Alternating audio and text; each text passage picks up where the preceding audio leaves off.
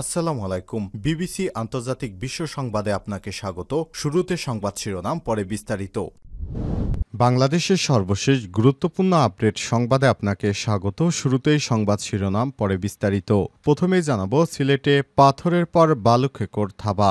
সিলেটের সীমান্তবর্তী খনিজ সম্পদ হরিলুট কোনোভাবেই যেন থামানো যাচ্ছে না। ভোলাগঞ্জে সাদা পাথর পর্যটন এলাকা জাফলংয়ের পাথর লুটপাটের পর এখন বালুমহলে থাবা খনিজ সম্পদ খেকোদের। বৈধ অবৈধ সব মহল থেকে প্রতি মাসে লুটপাট করা হচ্ছে 1.5 থেকে 2 কোটি টাকার বালু। তবে সুনির্দিষ্ট হিসাবে কোনো মিল পাওয়া যাচ্ছে না। কোনো সংস্থার কাছে এ ব্যাপারে কোনো তথ্য সঠিকভাবে পাওয়া যাচ্ছে না।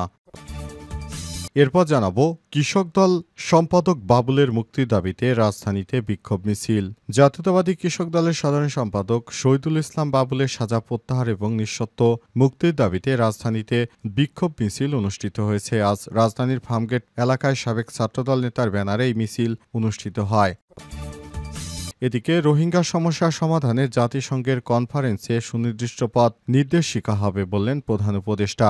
দীর্ঘদিনে রোহিঙ্গা সমস্যা সমাধানে জাতিসংঘের কনফারেন্স সুনির্দিষ্ট পথ নির্দেশিকা হবে বলে আশা প্রকাশ করেছেন প্রধান উপদেষ্টা ড. মোহাম্মদ ইউনূস। মিয়ানমার বিষয়ক জাতিসংঘের বিশেষ দূত টম অ্যান্ড্রুজ প্রধান উপদেষ্টার সঙ্গে সাক্ষাৎ করতে গেলে তিনি আশা প্রকাশ করেছেন। এদিকে ইউনিয়ন বিএনপির সাধারণ সম্পাদক নির্বাচিত হলেন উপদেষ্টা মাহফুজ আলমের বাবা।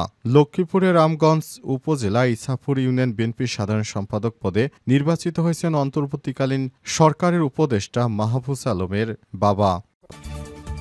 এদিকে কুমিল্লার পাদোয়ার বাজারে ভয়াবহ সড়ক দুর্ঘটনা, বহু হতাহতের আশঙ্কা। কুমিল্লার পাদোয়া বাজারে বিশ্ব রোড এলাকায় ভয়াবহ সড়ক দুর্ঘটনার শিকার হয়েছে কয়েকটি যানবাহনেতে বহু মানুষ হতাহত হয়েছে। আজ কুমিল্লার পাদোয়ার বাজার বিশ্ব রোড ইউটার্ন এলাকায় ভয়াবহ এই সড়ক দুর্ঘটনা হয়।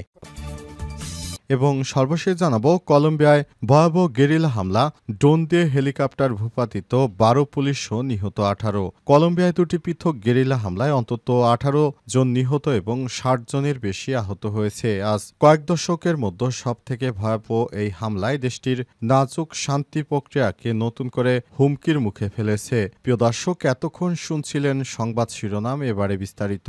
তবে তার আগে বন্ধুরা, অনুরোধ থাকবে সংবাদটিতে একটি লাইক দিন। এই চ্যানেলে আপনি নতুন হয়ে থাকলে আমাদের সংবাদটি দেখতে দেখতে চ্যানেলটি সাবস্ক্রাইব করে রাখুন। কমেন্ট করে বন্ধুরা আপনার মূল্যবান মতামত জানিয়ে দিন আপনি বিশ্বের কোন দেশ থেকে বা বাংলাদেশের কোন স্থান থেকে আমাদের সংবাদটি দেখছেন এবং শুনছেন। আর বন্ধুরা, এই সংবাদটি আপনার সোশ্যাল মিডিয়া ফেসবুকে শেয়ার করে বন্ধুদেরও দেখার সুযোগ করে দিন। গাজা যুদ্ধে আপনি যদি নিরীহ ফিলিস্তিনিদের ভালোবেসে থাকেন, কমেন্টে এস লিখে বিশ্ববাসীকে জানিয়ে দিন। এবারে বিস্তারিত। সিলেটে পাথর লুটপাটের পর এবার বালু খেকোদের থাবা। সিলেটের সীমান্তবর্তী খনিজ সম্পদ হরিলুট কোনোভাবেই যেন থামছে না। ভোলাগঞ্জে সাদা পাথর পর্যটন এলাকা জাফলংয়ে পাথর লুটপাটের পর এবার বালুমহলে থাবা খনিজ সম্পদ খেকোদের। বৈধ অবৈধ সব মহল থেকে প্রতি মাসে লুটপাট করা হচ্ছে 1.5 থেকে 2 কোটি টাকার বালু। তবে সুনির্দিষ্ট হিসাব কোনো সংস্থার কাছে নেই। সূত্র জানিয়েছে, পথে পথে চাঁদা দিয়ে লুটপাটকৃত বালু এখন অবাধে পাচার হচ্ছে দেশের বিভিন্ন প্রান্তে। সিলেটে বালু অত্যন্ত উন্নত মানের বলে দেশব্যাপী এর চাহিদা রয়েছে। নাম সর্বস্ব ইজারা নিয়ে পুরো এলাকার নিয়ন্ত্রণ এখন অস্থায়ী প্রভাবশালী রাজনৈতিক নেতাকর্মী ও ইজারাদারদের হাতে। চাঁদা আদায়ে অংশ নিয়ে স্থানীয় ইউনিয়ন পরিষদ প্রশাসন পাথর সামাল দিতে যখন হিমশিম খাচ্ছে, তখন সে সুযোগে অবাধে বালু লুটপাট করা হচ্ছে বলে অভিযোগ পাওয়া গেছে। স্থানীয়রা বলছে, রাজনৈতিক ছত্রছায়ায় গড়ে ওঠা চক্র প্রকাশ্যে বালু লুটপাট করছে।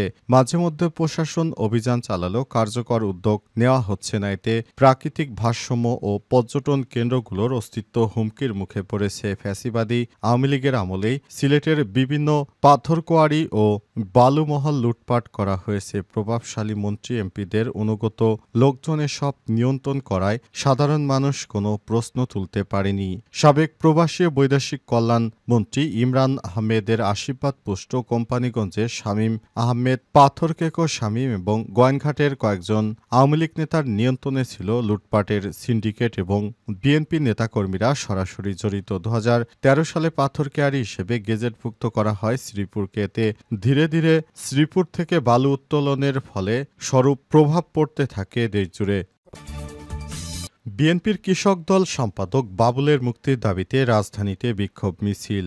জাতীয়তাবাদী কৃষক দলের সাধারণ সম্পাদক শহীদুল ইসলাম বাবুলের সাজা প্রত্যাহার এবং নিঃশর্ত মুক্তির দাবিতে রাজধানীতে বিক্ষোভ মিছিল অনুষ্ঠিত হয়েছে আজ। রাজধানীর ফার্মগেট এলাকায় সাবেক ছাত্রদল নেতার ব্যানারে এই মিছিল করা হয়। মিছিলটি কৃষিবিদ ইনস্টিটিউশন বাংলাদেশ কেআইবির সামনে থেকে শুরু হয়ে ফার্মগেট এলাকা ঘুরে পুনরায় কেআইবি চত্বরে এসে শেষ হয়। মিছিল পূর্ব সংক্ষিপ্ত সমাবেশে অনুষ্ঠিত হয় শেরেবাংলা কৃষি বিশ্ববিদ্যালয় শেকিবি ছাত্রদলের সাবেক সাধারণ সচিব ও কৃষক দল কেন্দ্রীয় কমিটির সদস্য কৃষিবিদ কেআইএফ সবুরের সভাপতিত্বে এবং সাবেক ছাত্রনেতারা তারা তখন সেখানে উপস্থিত ছিলেন। তারা জানিয়েছেন, বাবুল ভাই বাংলাদেশের জন্য অনেক গুরুত্বপূর্ণ ভূমিকা রাখেছে। তার বিরুদ্ধে যে অভিযোগ দিয়েছিল আওয়ামী লীগ সরকার সেটি অত্যন্ত মিথ্যা এবং বানোয়াট। সেই মামলায় তাকে গ্রেপ্তার কোনোভাবেই চলবে না। তার মুক্তির দাবিতে তাই বড় ধরনের সভা সমাবেশ ও সেমিনার করার জন্য বিএনপি নেতাকর্মীরা ঢাকায় জড়ো হয়ে বিক্ষোভ মিছিল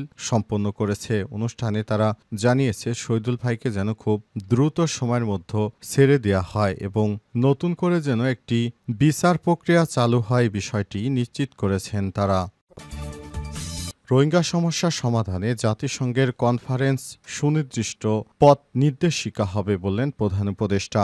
দীর্ঘদিনের রোহিঙ্গা সমস্যা সমাধানে জাতিসংঘের কনফারেন্স সুনির্দিষ্ট পথ নির্দেশিকা হবে বলে আশা প্রকাশ করেছেন ড মোহাম্মদ ইউনূস। আজ মিয়ানমার বিষয়ক জাতিসংঘের বিশেষ দূত টম অ্যান্ড্রুস প্রধান উপদেষ্টার সঙ্গে সাক্ষাৎ করতে গেলে তিনি এই আশাবাদ ব্যক্ত করেছেন। পর্যাপ্ত তহবিল প্রাপ্যতা নিশ্চিত করার জন্য তাকে প্রচেষ্টা চালিয়ে যাওয়ার অনুরোধ করেন প্রধান উপদেষ্টা। সময় অ্যান্ড্রুস রাখাইনকে স্থিতিশীল এবং শরণার্থী শিবিরে ফিরে যাওয়ার পরিবেশ তৈরির বিষয়ে একটি মানবিক চ্যালেঞ্জ প্রতিষ্ঠার জন্য জাতিসংঘের মহাসচিবের প্রতিশ্রুতির উদ্যোগ বিদ্বেষপূর্ণ প্রচারণের শিকার হওয়ায় হতাশা প্রকাশ করেছেন। এছাড়াও রোহিঙ্গা সমস্যা সমাধানে বাংলাদেশের অগ্রণী ভূমিকা অব্যাহত রাখার আহ্বান জানিয়েছেন তিনি। আগামীতে যেন বাংলাদেশ সুন্দরভাবে চলতে পারে এজন্য অন্তর্বর্তীকালীন সরকারের প্রধান উপদেষ্টা যে দায়িত্ব গ্রহণ করেছেন তার জন্য জাতিসংঘের পক্ষ থেকে ধন্যবাদ জ্ঞাপন করা হয়েছে।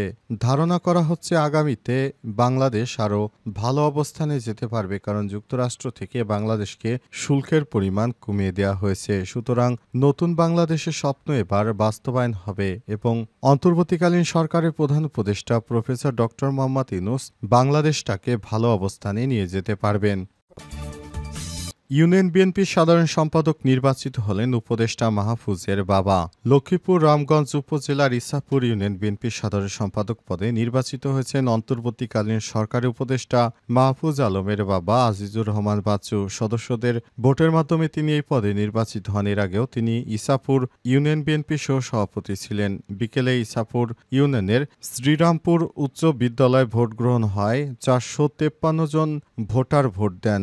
মোরগ প্রতীকে তিনি 266 ভোট পেয়েছেন। প্রতিনিধি নির্বাচন অনুষ্ঠানে প্রধান অতিথি হিসেবে উপস্থিত ছিলেন বিএনপির যুগ্ম মহাসচিব শহীদুদ্দিন চৌধুরী আনি। বিশেষ অতিথি হিসেবে ছিলেন জেলা বিএনপির সদস্য সচিব শাহাবুদ্দিন সাবু, যুগ্ম আহ্বায়ক অ্যাডভোকেট হাসিবুর রহমান, বাফুফের সভাপতি ওয়াহিদুদ্দিন চৌধুরী, বিএলডিপি চেয়ারম্যান ও 12 দলীয় জোটের মুখপাত্র সাদাত হোসেন সেলিম, কেন্দ্রীয় যুবদলের সাবেক সহসভাপতি ইমাম হোসেন, ঢাকা মহানগর বিএনপির সাবেক সিনিয়র সহসভাপতি এল রহমান সহ অনেকেই। এদিকে ওই ইউনিয়নের সভাপতি পদে জয়ী হন মোহাম্মদ অলিউল্লাহ আর সাংগঠনিক সম্পাদক পদে জাহাঙ্গীর আলম সম্রাট নির্বাচিত হন।